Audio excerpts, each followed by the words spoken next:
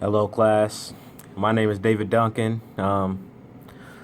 Sorry for the scruffiness. I ain't got around to shaving, so it's been a rough semester. But I decided to do chapter 7. I wanted to touch up a little bit on, your options if they won't play, with the methods that you throw their way. So, getting to yes, it points out the problem to us, which is positional bargaining, and it gives us all the different methods that we can use to come up with better options for negotiating. Separate the people from the problem, focus on interests, not positions, invent options for mutual gain, and try to create an objective criteria. So, then the final pieces of getting to yes gives us the more outlook of telling us basically that it's not foolproof that these methods can work.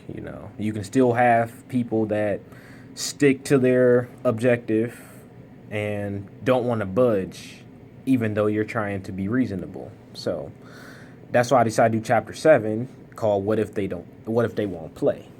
So I jot down a couple notes on that.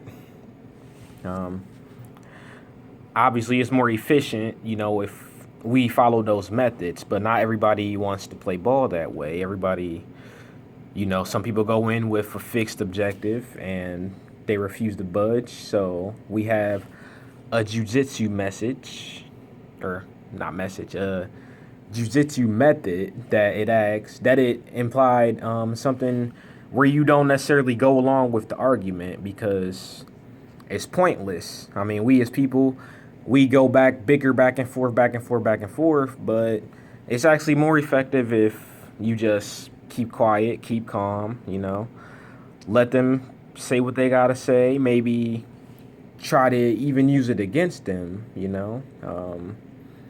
So that's the jujitsu method.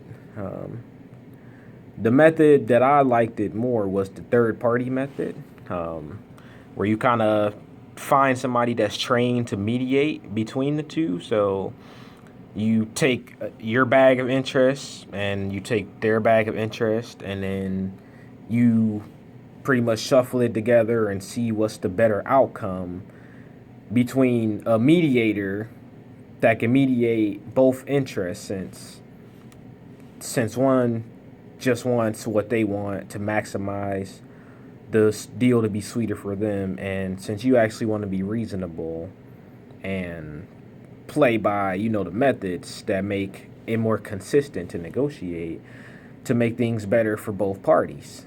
So a third party is pretty effective, if you ask me. And it's to touch a little bit more on the negotiation jujitsu. Just basically, you're not going to push back. You're not going to get defensive. You're not going to try to defend the situation. You're going to stick to your merits and, let them say what they say. And maybe even what they're saying is something that you can draw more interest from. So, it's better to wait because what they're saying, may, for all you know, become better for both of your interests. But you just don't want to attack. You don't want to get stuck in the position where you're going back and forth and it's just not going to get you anywhere. So that's what that's telling you. Again, you don't want to defend your ideas too much. You kind of want to leave the table open so that, it'll make them stick their ideas even more, if you seem like you're not going to budge on your ideas, even though that's not the way you came in there in the first place. So, ask questions. If you ask questions, you just might draw a reasonable response, that. But the biggest thing of it, you want to invent ideas. You don't want to fall into the positional bargaining chip because it's very inefficient and it's one-sided. It doesn't work out for both parties, and that's just not the way you should negotiate.